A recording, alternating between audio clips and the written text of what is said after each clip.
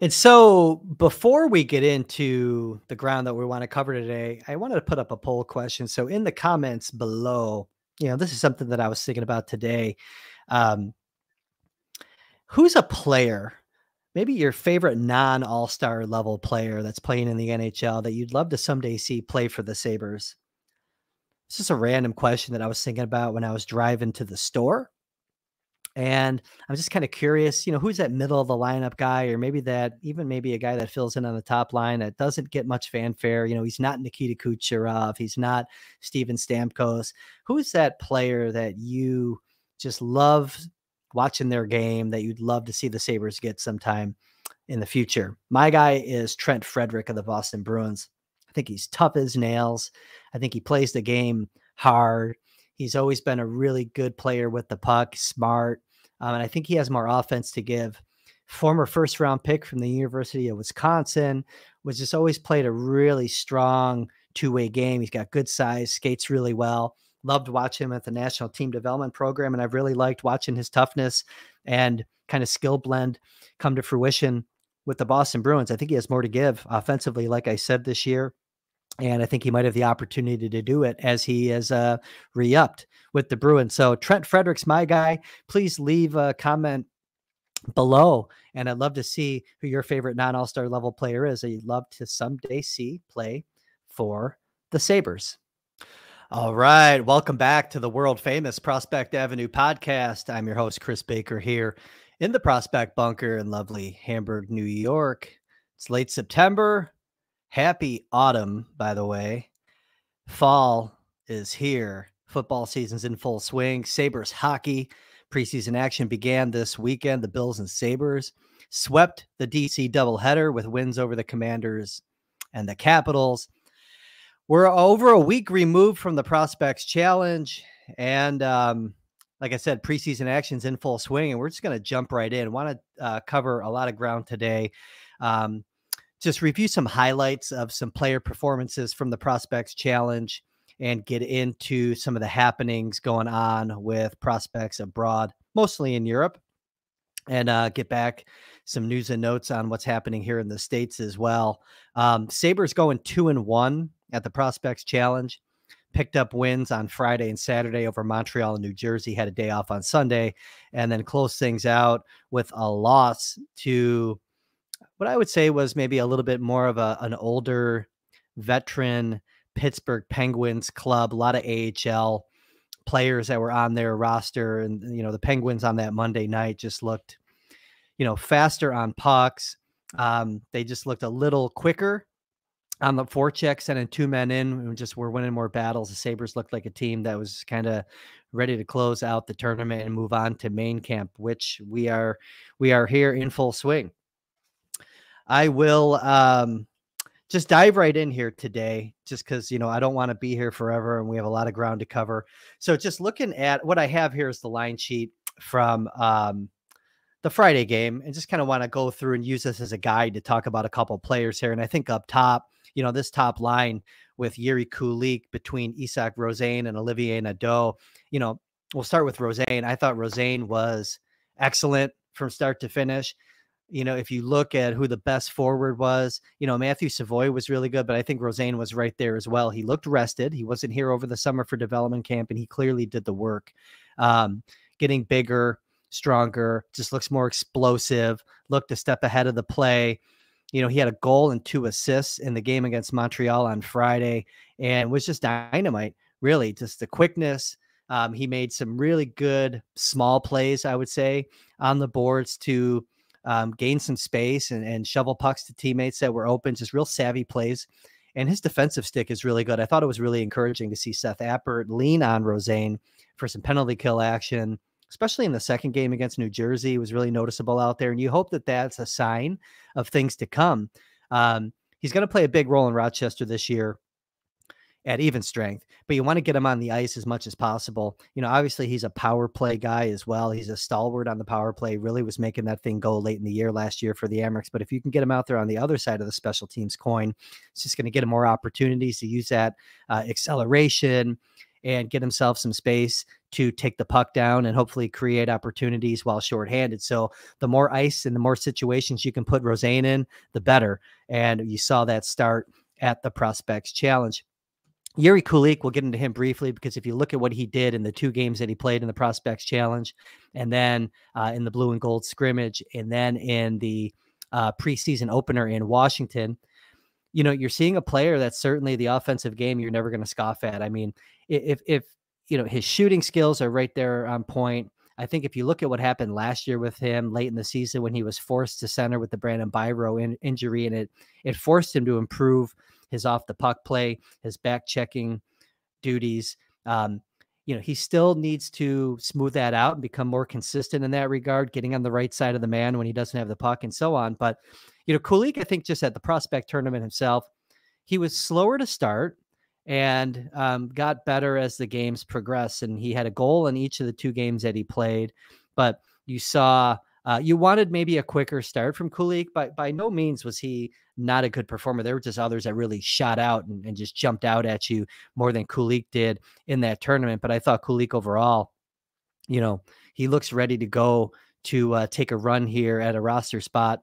One thing I'll say about the preseason opener, let's forget the highlight goal that he scored in the blue and gold scrimmage that a lot of people saw pumped out on social media. I think I was hoping to see a little bit more activity from Kulich at 5-on-5 in the game in Washington. Now, again, it's only 1 game. It's still early, but, the bullets are flying and there's only so many games to be evaluated on in preseason. So, for his sake, you want to see him get going, because if the offense, if the defensive assignments are still kind of taking shape and he's gaining trust slowly as a 2-way player, then you definitely want to see him bury those opportunities. Very noticeable on the power play. Just want to see him be more noticeable at even strength against the big boys. Olivier Nadeau, not going to spend a lot of time. He was with Kulich and Rosén. I think he's a 2-year guy in Rochester at a minimum, heart and soul player. You saw some good elements in his game at the Prospects Challenge, whether it was killing penalties, working the corners, working down low, behind the net, along the boards, beneath the goal line. So he's going to be a guy who's going to continue to work on his explosion, his first 2 steps, 3-step acceleration, and, continue to work on his shot.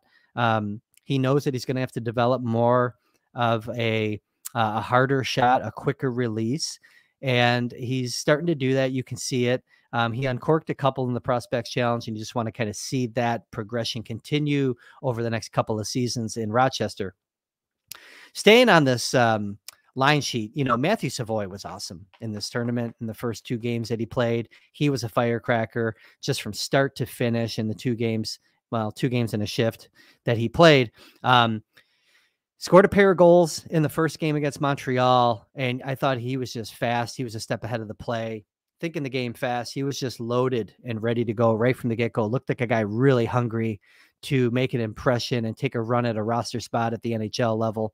And unfortunately, in the 3rd game on Monday, we saw Savoie go down with an injury on the first shift, going hard to the left post.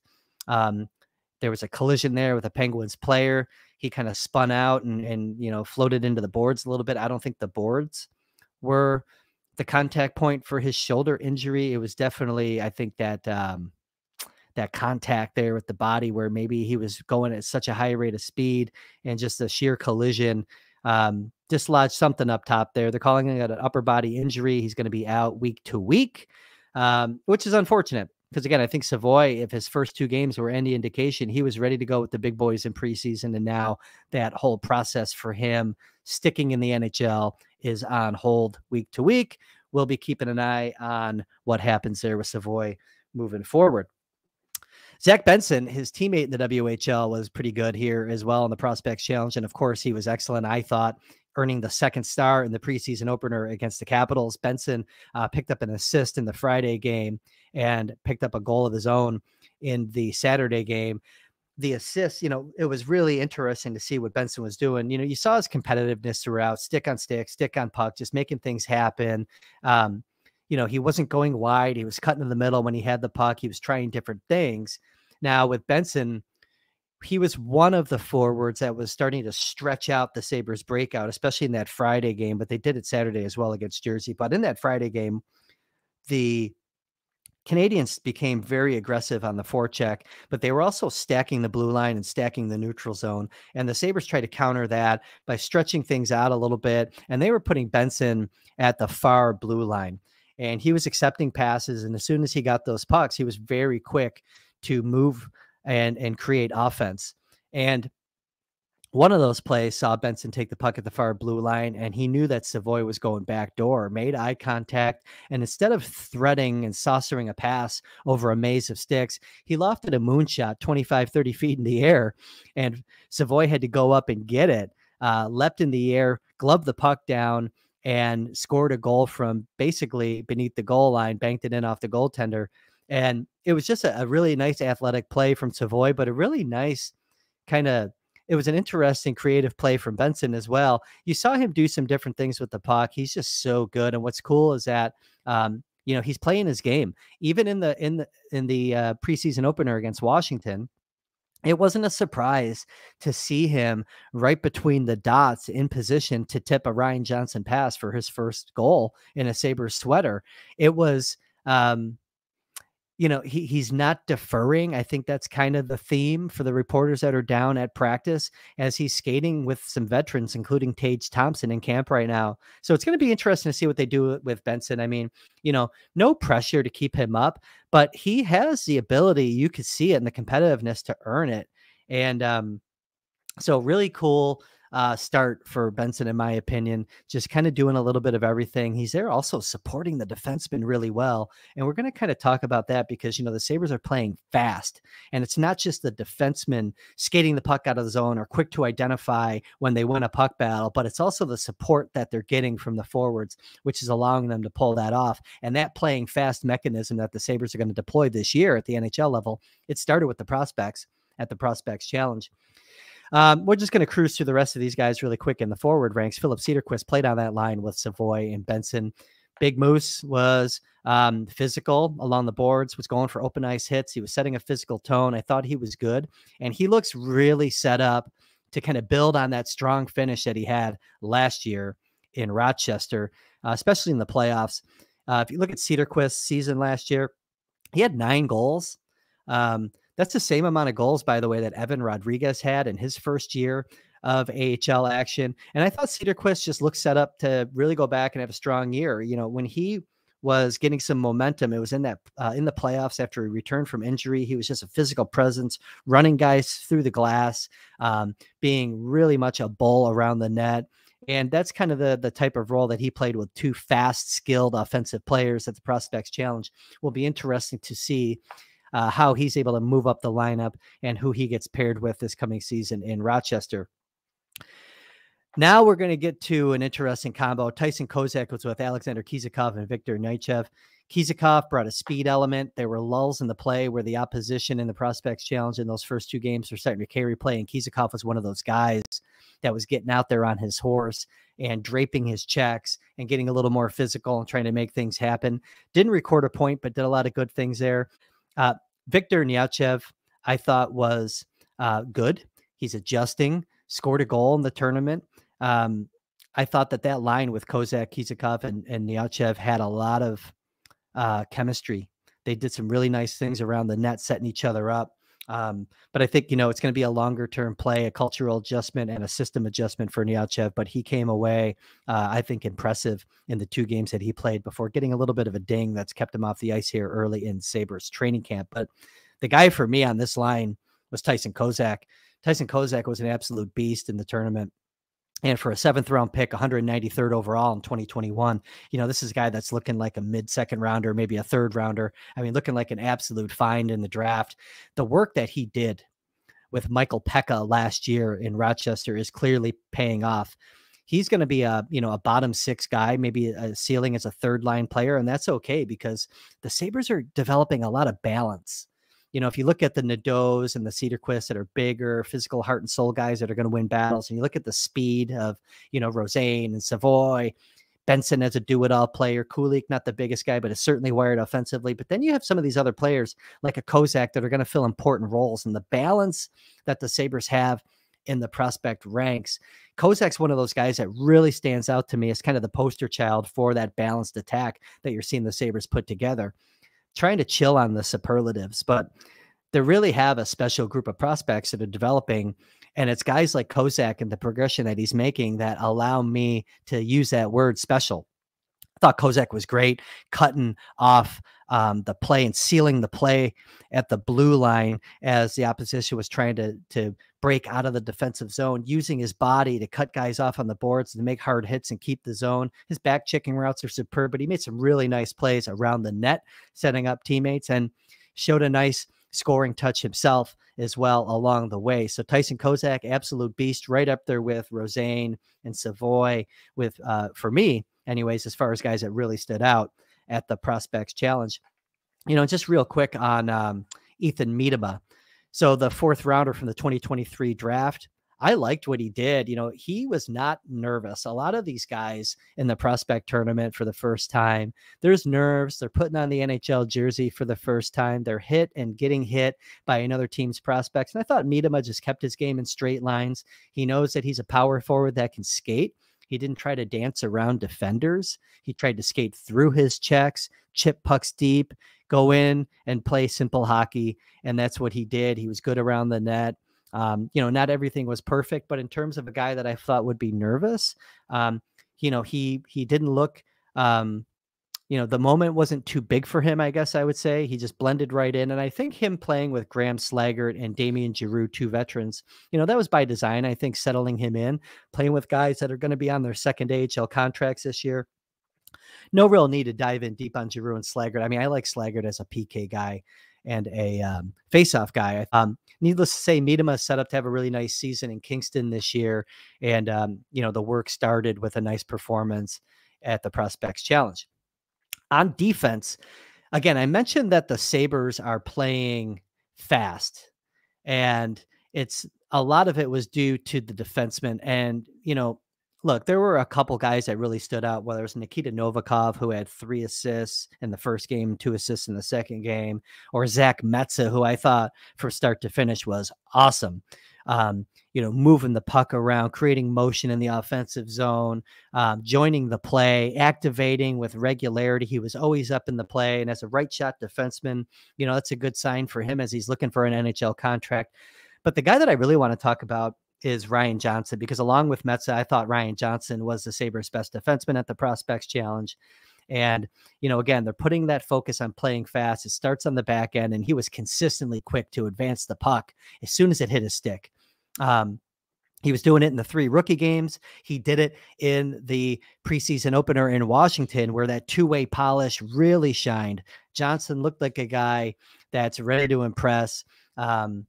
I love the way that he was just confident skating the puck out of the zone, but it wasn't just his activation with the puck and joining the transition game. It was his defensive zone positioning and his stick. I mean, it started in the Prospects Challenge, and you saw a little bit when he was out there paired with Cale Clegg, and I think he played a little bit with Riley Stillman as well in the Capitals preseason game.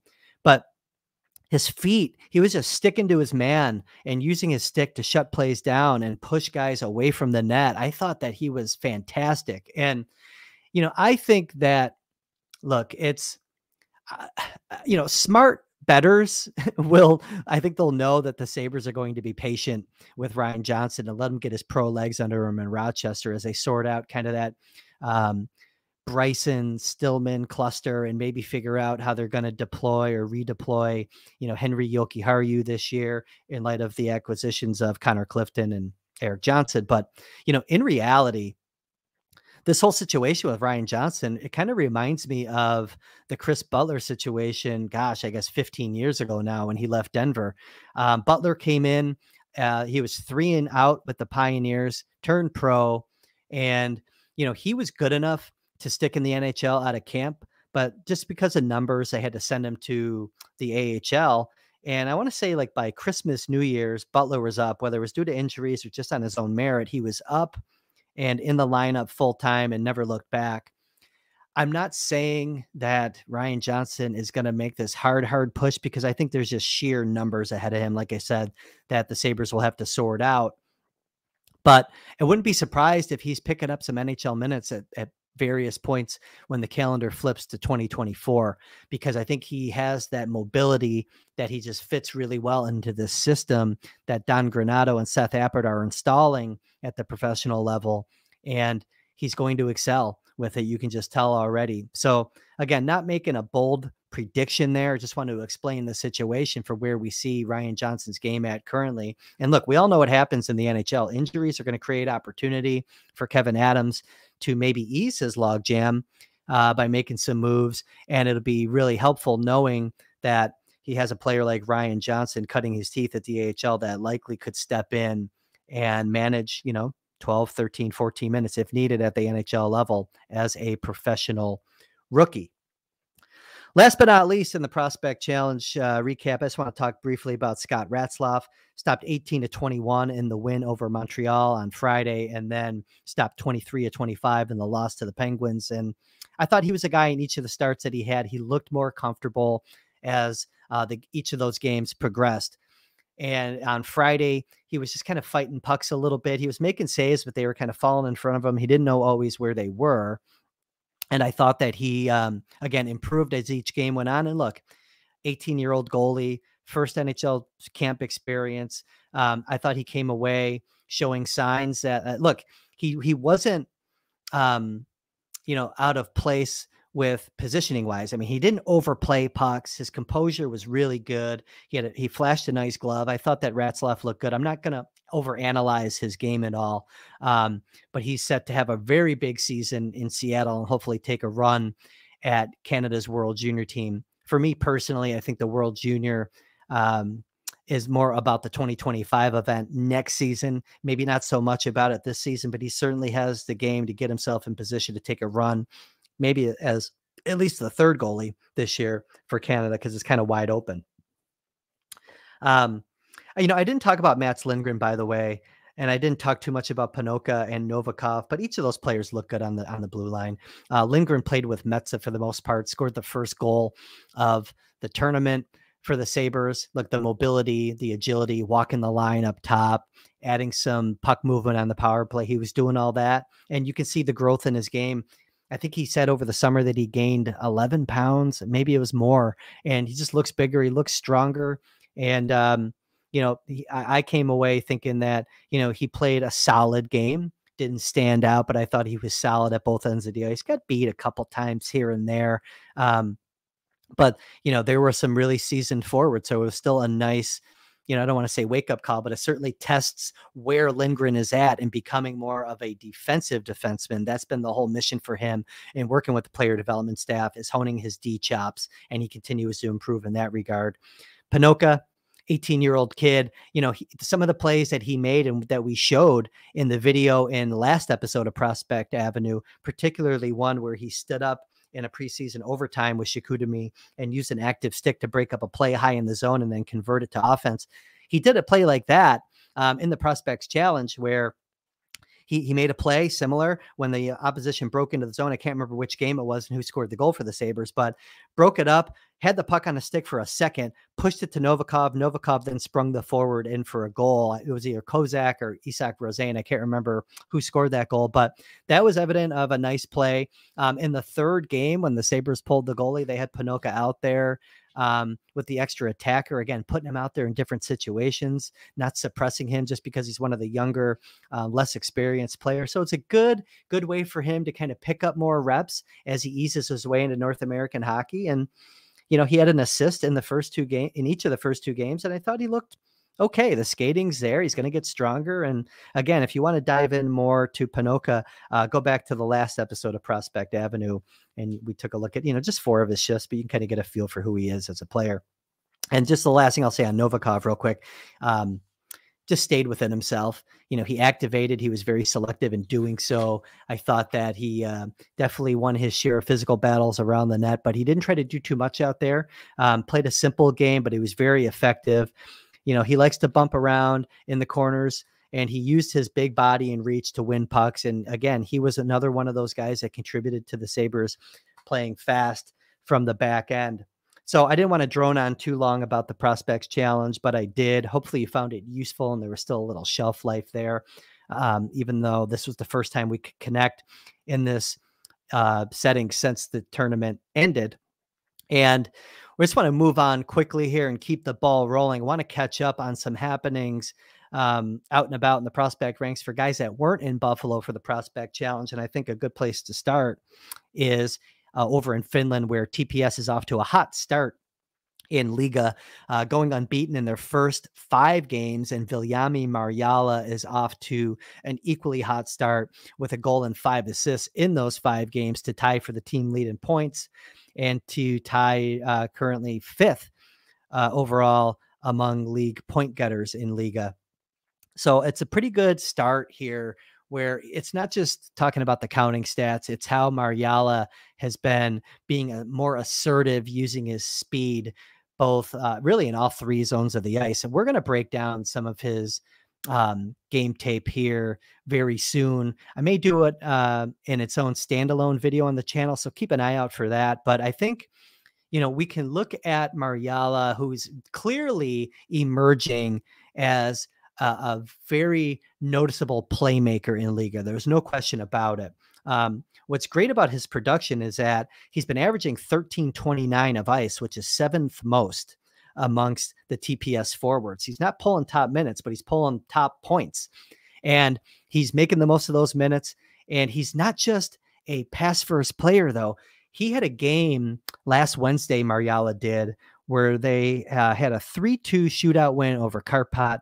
He played about 15 minutes in that game, and he had 8 shots on goal. And the majority of those were really quality chances. They weren't, you know, muffin shots from bad angles. I mean, he was using his wheels to get himself opportunities to uncork some really nice high velocity shots. And we're actually going to take a look at one of those shots here. This is Marjala on the power play against Jyväskylä earlier in the season. And he's wearing 20 in white. And you're going to see him come in on the left side eventually here and get the puck in the circle and identify some space, glove side. So here's going to be Marjala, goes high in the zone, comes right back down the wing into the center of the circle, gets a lot of torque on that stick, and unloads a very heavy wrist shot there past the goaltender. That's his only goal of the season that he scored. But I like what he's doing this season, because with Marjala, I think the key after resetting his development last year was, you know, go back to Finland, build that resume. I think it's clear that he wants to have an NHL future. And if he continues putting up the points and playing strong defensive hockey and letting his feet create opportunities for him and his line mate against men, that could open the door for him to get a professional contract offer from the Sabres. The idea coming into the season, we said it over the summer, was Marjala was one of the more compelling storylines this year, in my opinion, amongst the Sabres prospects, because of what he did last year at the junior level and how he finished the year against men. Good start for Viljami Marjala this season. We're going to keep the train rolling and go over to Russia for a quick update on Prokhor Poltapov. The last time we visited, we talked about Poltapov being out of the lineup with an undisclosed injury that was keeping him off the ice. He couldn't exercise, couldn't skate for about a week or so. He has since returned to the lineup, albeit with Zvezda of the Supreme League. What had happened when Poltapov was nursing himself back to health, Anton Slepyshev, a veteran for CSKA, came back healthy. He was reinserted into the lineup. And when Poltapov got healthy, it was a good way to just bump him down and get him some minutes. And really the move down to Zvezda has helped Poltapov just developmentally. I mean, he was averaging about a little over 9 minutes with CSKA, and he's averaging over 19 minutes now. So he's more than doubled his ice time in the 3 games that he's played. In those 3 games, by the way, he picked up 22.46 of work, 18.49, and then 17.51. So again, getting more ice time, getting more minutes, so he can hopefully work his way back up. 58 total shifts he's picked up thus far in those 3 games. It's a pretty nice workload for a forward. And he did score a goal in his first game with Zvezda, so we'll show it here. Very similar to the goal we just showed you by Marjala. Same side of the ice, same type of shot, same location. Really nice velocity on that shot from Poltapov. You can see there, just zing, pinpoint accuracy. Again, very similar goal to the one that Marjala scored, and that was Poltapov there, getting one in his first game back after the injury, and hopefully working his way back up into minutes with Sergei Fedorov's club at the KHL level. We're going to keep the train rolling now and head over to Sweden for a quick update on Noah Ostlund, who's been pretty good here for Vekwa as their second line centerman.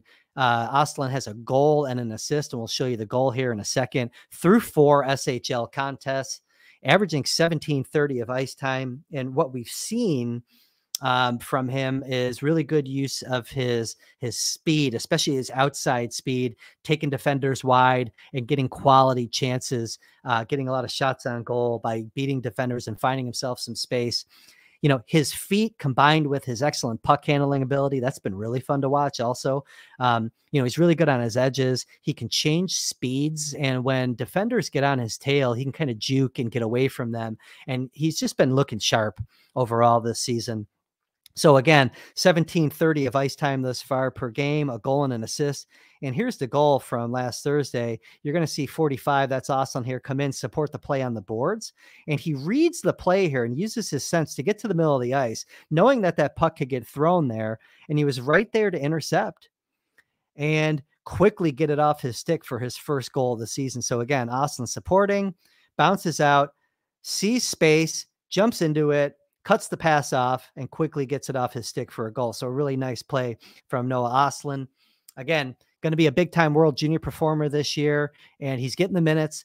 Vekwa, by the way, they kind of spread their forward minutes out real quick. So that's 17:30. He's actually amongst the forward leaders. I think there's 1 or 2 forwards that have greater average time on ice, but it's literally a mere, 5 or 8 seconds more per game than what Ostlund's been pulling in. So he's right there playing a key role for Vekwa, and those numbers should come as he continues to get opportunity to make plays. Carrying on, because we're already at the 30-minute mark, and I want to end this fairly quickly. So we're going to go now to Malmo in the SHL. In that game, let's see, it was Saturday, the Saturday of the Prospects Challenge. So that would have been September 16th. But I just want to catch us up on William von Barnekow and Anton Wahlberg and what they've been doing for the Red Hawks, because each von Barnekow and Wahlberg each had points in a 5-3 loss to Noah Ostlund and Vekwa on that Saturday. And it's good to see von Barnekow get his season going early, coming off the injury last year. We've seen von Barnekow play third line center and, bottom line right wing so far this year. So kind of showing his versatility. We think of him as a guy that's going to be a two-way guy that can kind of, scarf up, pucks and quickly convert them to offense and just be, capitalize on those opportunities that he gets. And that's what we see here. This was his first goal of the SHL season, where he cuts a play off at the blue line, gets the turnover, skates right down Main Street, and converts the backhand 5-hole finish. Nice play by von Barnekow. Again, opportunistic thus far in his SHL career. That was his first goal of the season, 5th of his career. And again, we think of him as maybe a guy that uses his reach and his size to shut things down, but he does have some nice touch around the net, and you saw it there. Von Barnekow, in his bottom line role, has been averaging 14.52 of work this season, but certainly has an opportunity to move up the lineup as the season progresses. And we'll take a look here at Anton Wahlberg through 4 games. Wahlberg, clearly a fixture on Malmo's second line. He's played a little bit of left wing. He's played a little bit of right wing, but he's been averaging 16.32 of work, which really quality workload for an 18-year-old. You have to remember, Wahlberg just turned 18 on the 4th of July while the Sabres were at development camp.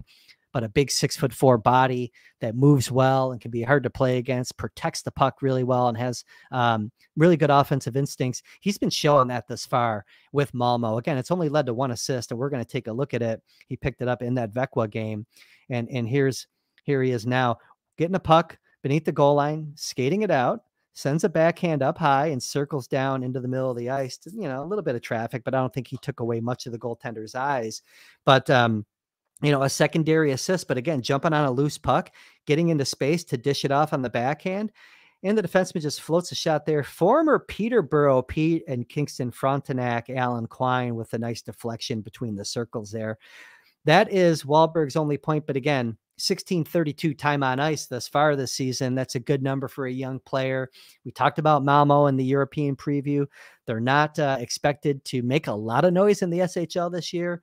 And, you know, while they made some decent acquisitions over the summer, picking up some talented forwards to kind of, you know, increase their scoring ability, it's a good situation for Wahlberg to be in. The opportunity is there for both he and Von Barnekow to take it and run with it and get bigger minutes. And they're playing some pretty nice roles right now. Especially Von Barnekow. I think he looks good on the penalty kill as well. And we're going to be keeping an eye on that as the season progresses. Let's just continue to go around the rinks here, and we can kind of wrap this up pretty quickly. Albert Lacassin, big well, not a big right-handed defenseman, but a right-handed defenseman for Karlskoga. They opened their season over the weekend in a 4-2 loss to Östersund. An even strength helper for Lacassin in the game. He had 1951 time on ice. I thought that was a good number for him. It's a big year for Lacassin. If he wants to get a professional contract offer, he has to step up his offense. He had a little bit of a down year last year playing for AIK. So you want to see him pop in more goals, continue to really rack up assists and run that power play efficiently as a right shot.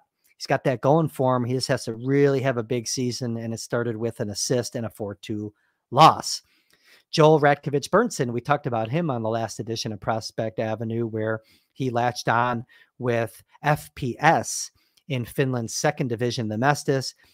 Ratkovich-Berntsson started his season on the second line. He's getting some power play minutes and picked up 1 assist through 2 games thus far for FPS.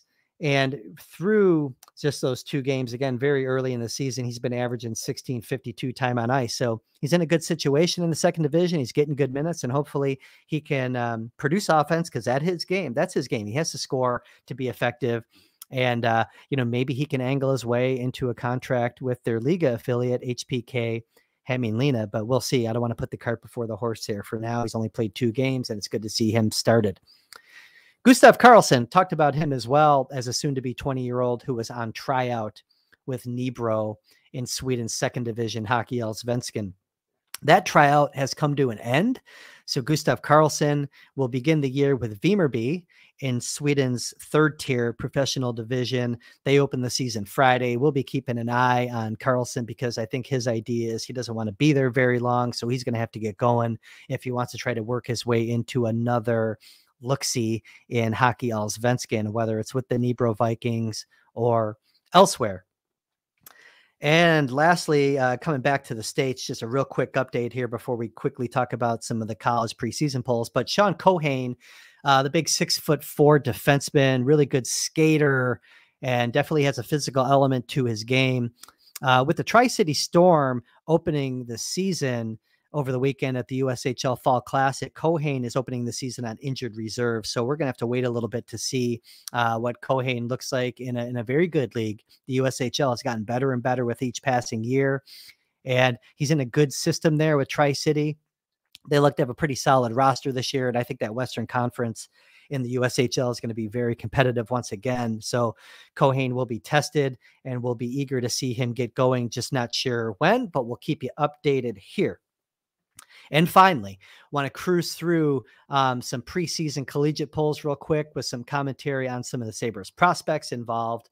And because the USCHO preseason rankings were released on Monday, September 25th, and we have 4 Sabres prospects among the top 12 ranked teams in the nation, starting with Boston University right at the top. The number 1 ranked Terriers will feature Sabres 2023 third-round pick Gavin McCarthy this season. It's going to be interesting to see where McCarthy slots in as a freshman on a really loaded Terriers roster.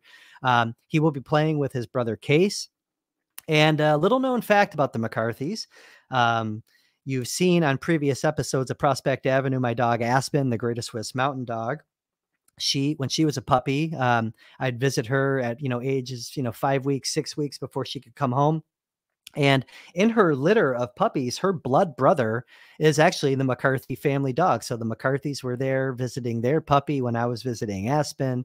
Their dog Cooper is a direct blood relative of Aspen, so she is connected to the McCarthy family.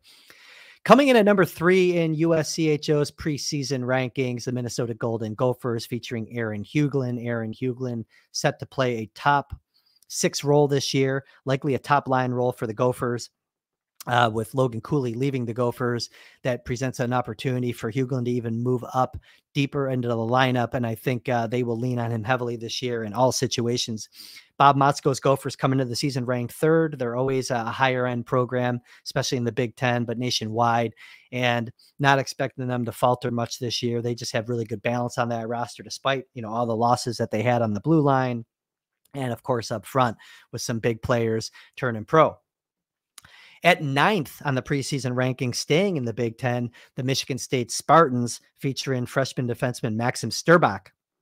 Sturbach was a guy that we highlighted in the Sabres pre-draft shows on Sabres.com as a potential second-round target. There was a lot of reasons why it made sense for the Sabres to look at him, and wasn't surprised that he was selected ultimately.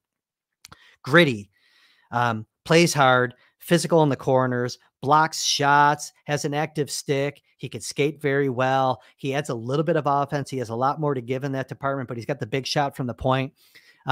Coach Nightingale there in East Lansing has really turned that program around. They're going to be competitive out of the gate. I think a lot of folks think highly of the Spartans program, clearly, with them coming in 9th in the preseason poll. And the final team to feature a Sabres prospect in the rankings is the Western Michigan University Broncos, coming in at number 12. They, of course, feature Matteo Costantini at forward. Costantini coming from one NCH team and moving to another, with him previously playing for the University of North Dakota and now moving to the Broncos. Always a fun little dynamic when a player transfers within the conference, and we'll be seeing how quickly he can get going as he looks to impress his new Bronco teammates. 2 Sabres prospects in the NCAA were not ranked. That's UConn with Jake Richard and UNH with Steven Sardarian. Richard, power forward elements, good shot, likes to back in and use his big butt in front of the net to spin and take away the goalie's eyes and make plays around the net. Really like his game last year in the USHL. I'm really curious to see how he makes the transition to college hockey this fall. Sardarian, for me, I think he had a really good second semester last year in Hockey East with the Wildcats, and they're a sneaky team. Not surprised that they're not ranked, but they could sneak up on Hockey East this year, and it's going to take a player like Sardarian to continue that momentum that he built in the second half of the season last year to get off to a good start this year. That is it. We're just over the 40-minute mark. I wanted to cover a lot of ground today, and I think we did that. As always, I thank you for joining Prospect Avenue this week, whether you're watching on YouTube or checking in audio-wise on wherever you get your podcast. But we'll make this a regular thing. And as always, thanks for stopping by. I'm Kris Baker. We'll see you next time.